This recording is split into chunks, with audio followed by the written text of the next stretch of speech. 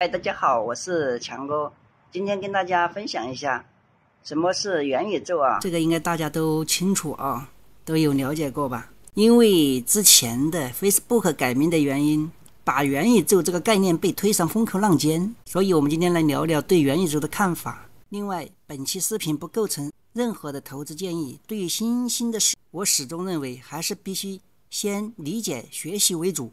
了解元宇宙之前，我们先聊一聊当时火热的 VR 最后为什么凉了。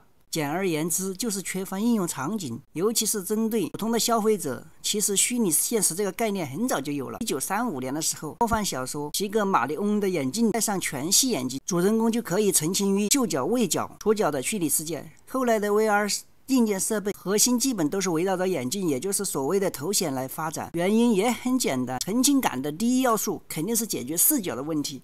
当时那波风潮其实也是 Facebook 炒起来的。2014年的时候，扎克伯格斥资20亿美元收购了奥斯克斯，当时的 HTC 算是头先方面的第一梯队。随后就是资本热情的涌入，到了2016年的时候就被称为 VR 元年。但是要让使用者真的达到了身临其境的感觉，很显然只是视角体验是不够的。什么是虚拟现实？也就是大家认为的核心，其实就是欺骗大脑的感官。比如你在虚拟世界看到了一个特别真实的榴莲，你闻起来是榴莲的味道，对吧？摸起来是尖尖刺刺的，即使明知道是假的，大脑也会告诉你这就是榴莲。所以除了戴在头上的视角设备外，穿戴设备就变得非常重要。比如手套可以给你一个力的反馈，当你去摸个看着闻着都像榴莲的时候，它能给你一点尖锐的刺痛感。但欺骗无感的并不是最大的难题，当时最难解决的其实是移动和交互的问题。大家想了一下，你戴上了 VR 眼镜，来到了奇幻世界，一切都是特别的逼真，触角、嗅角甚至主角都很真实。这时候你接到一个任务，要去10公里以外的地方斩杀一个恶魔，那问题来了，你该怎么去？很显然，在真实世界里你是需要移动的，对吧？但是你的房间只有10平米，所以虚拟世界再大，你的物理空间是有限的。大部分解决的方案是直接让你传送过去，至少你不能像塞尔达里一样游山玩水，开放世界也就不存在了。即便是传送，也不能完全解决问题。大家都听说过3D 眩晕症，对吧？这个原因主要的就是因为你在视角上感受到了移动，但你的身体没有移动。如果你的大脑恰好很敏感，那么恭喜你，你就晕了。而世界上越真实，这种眩晕感就越重。你在电脑上玩3D 游戏，未必眩晕，戴上 VR 眼镜，未必你就会晕。所以在头号玩家里，主角之所以能在小小的车厢里还是能够实现移动，靠的就是 VR 跑步机，或者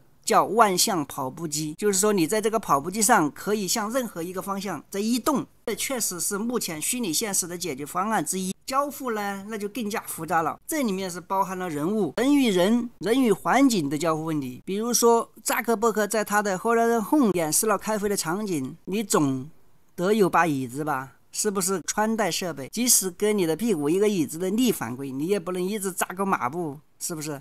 所以在现实里面你还得有一个能坐的东西才行，以此推导你还得有张桌子，对不对？不然虚拟会议室里面你看见前面有桌子，手撑过去摸到的却是空气，尴尬。然后在这个虚拟的社交场景，当你们的会议结束怎么办？要握手怎么办？要拥抱怎么办？所以如果你去过一些线下的 VR 体验店，你应该就会发现你还是得和朋友们在实现搭建好的场景里面一起玩。正是因为这些问题，导致只有在一些特定的场景里才能获得比较好的沉浸的体验。我记得跟朋友获得最好的沉浸体验就是赛车，只要你坐在设备里面，后面给你的一个就是推背感，加之场景变化，确实有极致的感觉。小伙伴们有玩过什么好玩的 VR 游戏吗？可以在评论里面分享啊。所以想要获得完全的沉浸感，要解决技术难题不是一般的多，即使目前残缺的体验感也不是单单一个 VR 眼镜能解决的，还需要定位系统、动作捕捉系统等等各种可穿戴设备，这些玩意儿的成本远不是消费者能承受，结果就是市场的不好。到了2016年下半年， VR 行业基本就迎来了倒闭潮了啊，活下来的公司也很多就转型为 B 端了，提供的解决方案比如展飞的游乐场等等。而元宇宙不过是这一概念的重新包装。众所周知，元宇宙的 Metaverse 这个概念最早出自1992年的科幻小说《雪崩》。对于这个名字，很多人是这么解释的 ：Metaverse 将前缀 Meta 超越与 Universe， 如果这么翻译，那就变成了超越宇宙一样，所以就有点让人摸不着头啊。到底什么叫超越宇宙，对吧？这里就要必须搞清楚 Meta 是什么意思。 Facebook 改名为 Meta， 或许正是说明元宇宙中的元才是核心。其实在中文找到一个和 Meta 完全对应的词汇比较困难，所以只能意会 Meta 来源于希腊，比起元或超越，我认为理解为关于某某某是更接近近义词的，对吧？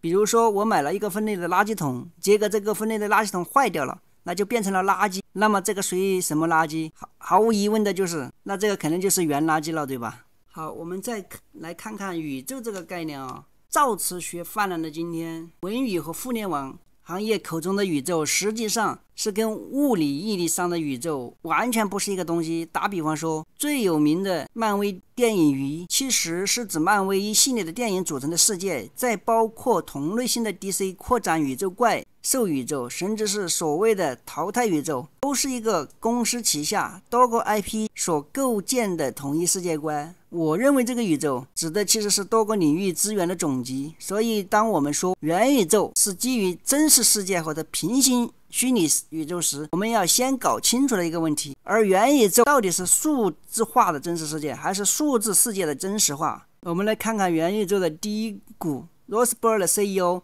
给元宇宙总结了8个特性。第一个是身份，用户用发声的方式参与到元宇宙，其实就是一个 ID。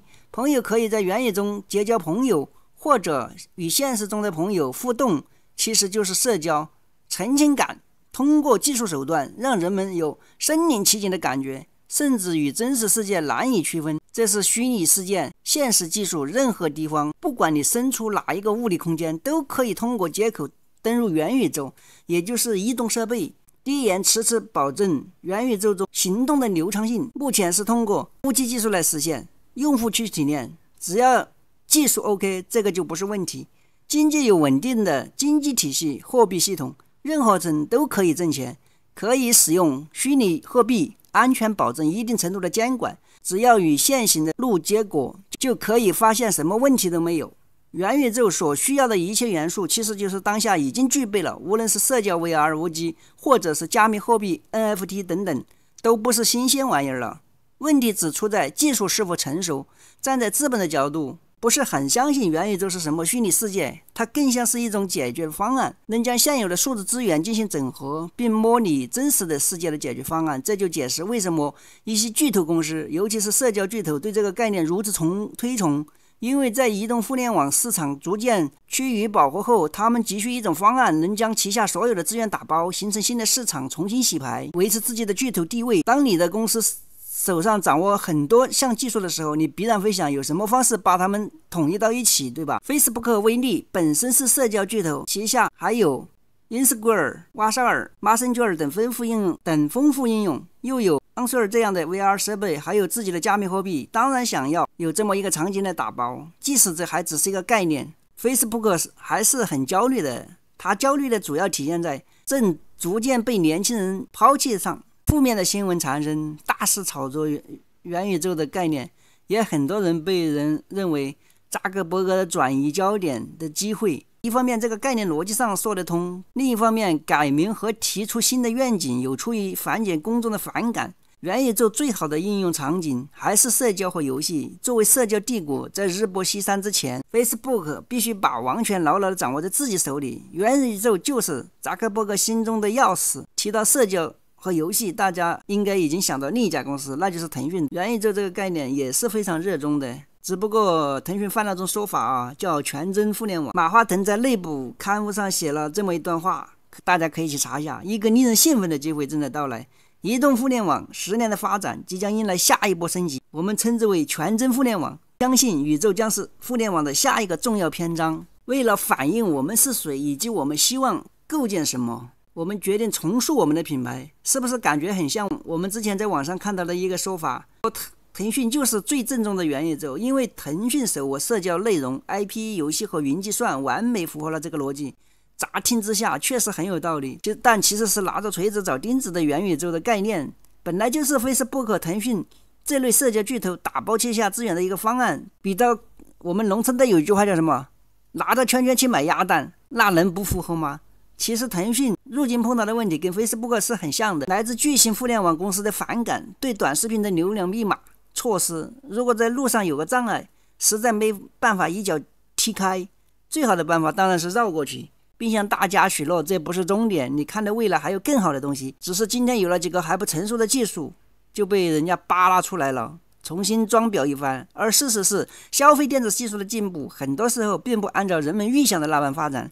想象一下，当你漫步在数字世界，你所见之处是两座高耸的大楼，一栋是阿里，一栋是腾讯，那你的朋友疯狂给你递来一件商品，让你帮忙砍一刀，街上的喇叭传来全是抖音神曲，对吧？无数个弹唱广告袭来，发牌的说我是古天乐，我是渣渣飞，人们聚在知府酒馆一起听人分享疯狂的故事。你问百度某某某搬网路怎么走，百度说跟我来，然后把你带到一个假的店子里面，让你购买各种各样的假货。我们本来就是想逃离现实，最后却发现处处都是现实，所以这是不是很戏剧化？好了，今天就跟大家分享到这里啊，感谢你订阅我的频道，我们下期再见。